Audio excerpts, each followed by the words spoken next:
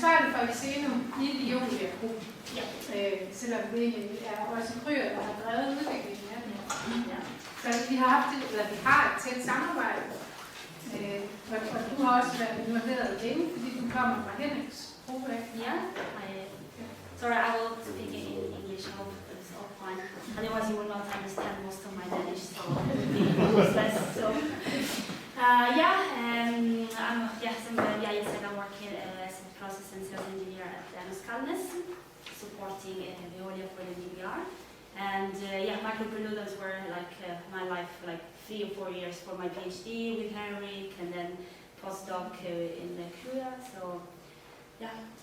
So today I'm going to present some international experience on micropollutant removal within DBR and biofuel systems. So my presentation will be divided in 3 parts. First, I will show some results from a full-scale sampling in Europe. I'm going to go through some pilot experience of eXeno, so not only marathon, but what has been done together with students. And then what is called eXeno-O3, which is a combination of eXeno plus ozonation. First, biofilm. So I think now you heard enough today about the DBR and so on. I'm not sure everyone is familiar with the IFAS system, where we integrate the biofilm and activate the sludge, the suspended virus, in the same tank. So where the carriers are retained in the tank, while the activated sludge they have as a normal conventional system, so they go through the plant and then will be recirculated. So we heard today that biofilm seems to have some special power against micropollutants, so we're wondering why it is that.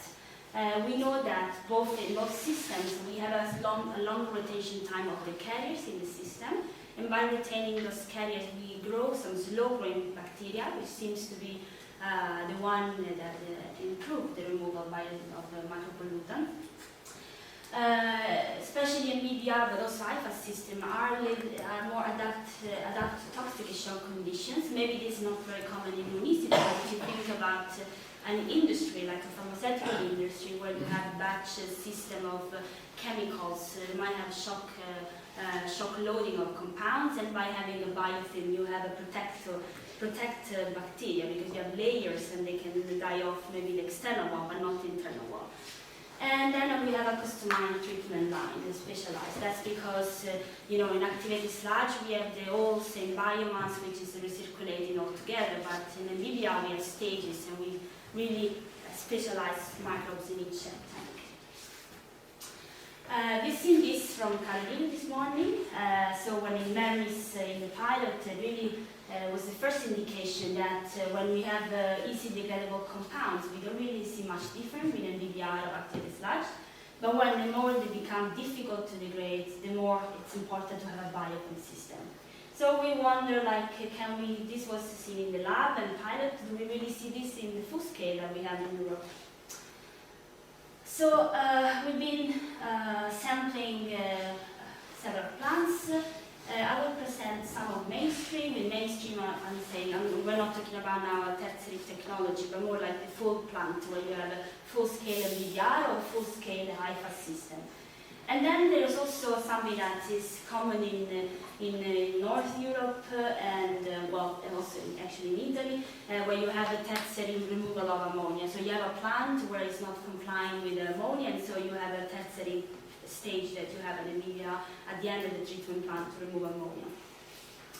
So if we start with the same plant, that's a plant in Italy, the north of Italy. There was first an existing activated sludge, and then they wanted to increase the capacity and also some additional nitrogen removal, so they built another line with the MBDR. So we went there and we sampled both wastewater, so we took wastewater. It's actually a very nice plant because it's just divided into 2 lines, so it was perfect for comparison. So we got this water from the 2 lines and then from the effluent, and also we physically got the carriers and a liter of activated sludge because we wanted to take it in the lab and test with the same compounds what the removal is different. So first, those are the results from the wastewater samples, so how we collect the influent and effluent. So first of all, I want to show you that we actually detected only 10 compounds over 21 because you don't find all the compounds everywhere. And we see some differences, but you also see a very big standard deviation, this bar line. That's because we went there one day, and over the day we got samples, and we can see a very high difference. It's also because some compounds they actually increase concentration, which is something strange to understand, but it's because they actually some biological process which create back from the human metabolites to parent compounds. So actually you can actually observe an increase of concentration. And then we also start seeing some difference with this compound eXeno, which you heard today several times. And then so we got this carrier and this sludge, and then we spike compounds, and that we start to see something that this is the eXeno that we talked today, and the diclofenac were like some compounds that are really not degraded at all with activated sludge, while faster with the MBBR. And here is just a summary where you see in red what is increased by using it in the MBBR line, and the plus meaning higher increase. So we start to see that at least in this plant we had a 70% increase of degradation rates in the MBBR line. And then we went to a similar plant where we have a line of activated sludge and a line of high-pass system. This is in Sweden, Tekwa. And this is also a plant that was an activated sludge, and then some of these activated sludge lines were turned into high-pass, which is a pretty simple way of upgrading a plant. You just actually throw carriers in one tank, and you make some small changes so that the carriers stay in the plant. And then we took these samples, so we took the high-pass samples and the MBBR, and we took it again in the lab. And so here we see again the same compounds as before, and we see again this eXeno, how it's not degraded in the activated sludge, and we see it as well this in the diclofenac. So, and the nice finding was actually that all the compounds presented higher degradation in the high-pass. So we really saw how biofilm and activated sludge, because actually in a high-pass, without getting much detail, but also the activated sludge, they're not the same as they will be in an activated sludge alone itself. And then I mentioned the other two plants where you have we have a tested MBBR, meaning that you want to have more nitrogen removal, and you have a 1 or 2 stage MBBR. This is a plant in the UK where they had they have to go down in ammonia down to 1 ppm. And they use this configuration, which if I show you now, it does look a little bit like eXeno in the sense that they use this shifted operation of the two. There are only 2 tanks in series, and the shift flows so that in both tanks you have homogeneous biomass concentration and activity. So then we went there, we sampled the carriers in these 2 tanks, which actually are very similar because they have this shifted operation. And so first, when we look at just what is in and out, we see a variation of compounds. So remember this, that differently than eXeno that we've been talking today, this was not optimized for micropollutant. That is a plant for mostly nitrogen removal. But we see that even if it's not optimized for micropollutant, we see a removal of some compounds up to 50 and so on. We also, because as mentioned before, we don't have all the compounds in the plant. So when we took it in the lab and we do the batch tests, we see a similar trend. And again, we have a very high potential of eXeno and some other compound, which it's actually the same that we discussed this morning. So it's very consistent. Those compounds are difficult to degrade biologically. And then just the last plant. So it's similar. We have again another tertiary MBBR. Here we have 2-stage MBBR, but they're not shifting the flow. They're just 2 MBBR in series at the end of the effort plant after settling actually. It's a very old plant. It's from 99, and they use one of our first carriers. And something the interesting part of this plant is that they use pure oxygen for mixing instead of air. So again, we took the carriers from this time because they are not shifting the flow. We took the carriers from tank 1 and tank 2 because you know that if we have two stages, so we have a first reactor that has a lot of ammonia coming in, and the second one will have less ammonia coming in, less loading. And what we see is that even in the same plant, in the two tanks, we have a different removal. So the first tank that you have a lot high load ammonia has faster degradation, while the second one has lower degradation. So we start to understand something that the load of, in this case, ammonia, organic, does actually have an impact on the activity in the degradation of those compounds. And overall, I think it was nice finding is that you see that removal is quite low compared to what is measured in the other plant. And that's because overall this plant has very low load of ammonia. So again, we start to understand that the highest is the load and the more removal we will have in the plant. So as a conclusion of this, we confirmed that also in full scale, biofilms improve bioregulation of medium and difficult compounds. High VAS is just the earlier trademark, seems to select key bacteria. And then when we look at them, that's defined BDRs, so like a very simple way of doing eXeno. We have already a removal of micropollutants, but it's lower when lower ammonia load. And then so how can we optimize those systems? And that's how eXeno comes in play, where you take this tested in media and you try to optimize. You have any question about this part?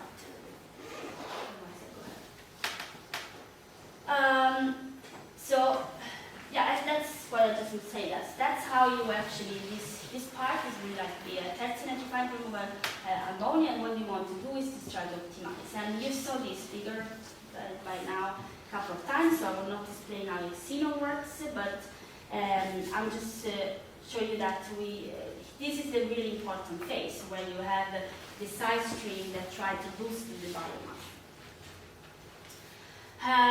We also had, with eXeno, we had several pilots, one in Sweden, another one in Denmark, and Merit, you heard today. I'm not going to go in detail of each one, but I just want to give you an overview of what we've been studying overall, because it was a very big research project together with Mueller.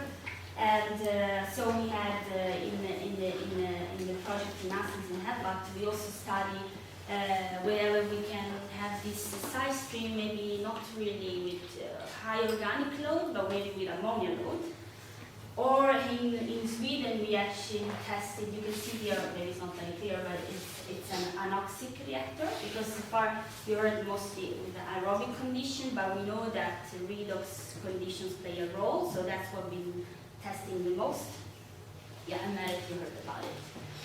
And so mostly you know about MERT. What I show you here is that that's what we saw. We saw a difference in removal with the redox conditions. And I'm not going to explain in detail, but the idea is to now overall look at the whole picture and try to really understand the optimal condition for testing the eXeno-teknologien.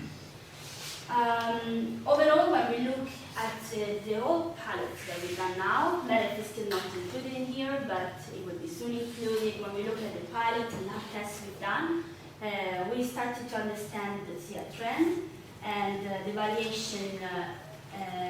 So some compounds that really actually move to only biologic, and this is predicted at not a lab scale, but actually in full scale. So how we can predict it in the full scale up to 80% or 50% removal if we take the first 10 substances.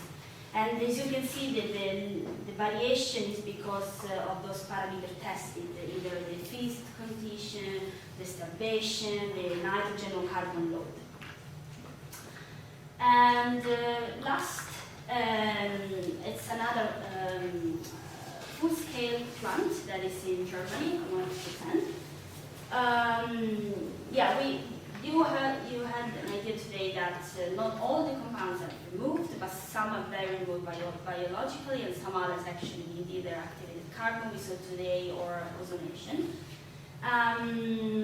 One way how you can combine technology and have the optimal potential is actually having an ozonation, for example, and an MBBR afterwards. The MBBR afterwards is, in this configuration, is very compact MBBR, and mostly is to remove transformation products. Transformation products are those compounds that when you ozonate water, some of the compounds are transformed to something else, and I'll show you now. So we have one reference in Germany. You can see here the overall plant. We have here our two parallel lines, and we have two MBBR, polishing, and this is the contact time for ozonation. You can see how actually the whole plant and the MBBR is very compact compared to overall.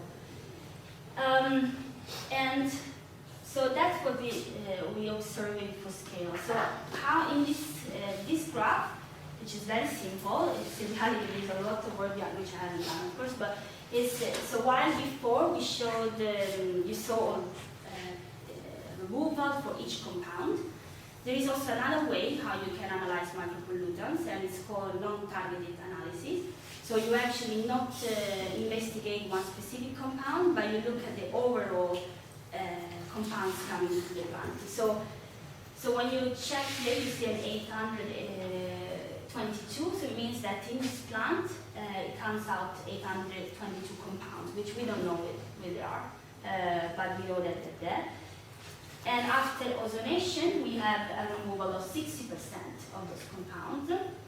And then, but we also, while we remove 60% of compounds, we also create something else with the ozonation. And that can be then polished, release the MBBR up to down to 95% removal.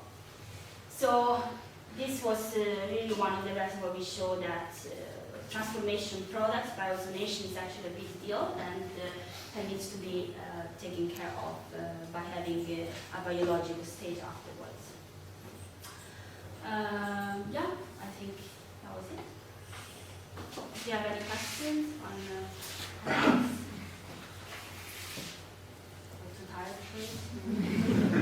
Du må gerne spørge på dansk. Ja. Elena kan godt forstå det.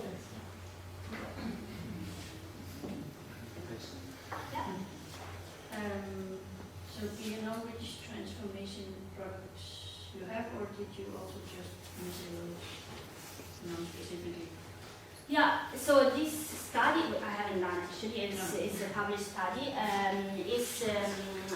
As I said, it's a different way of measuring micropollutants. So you don't really target any specific either micropollutant or transformation product.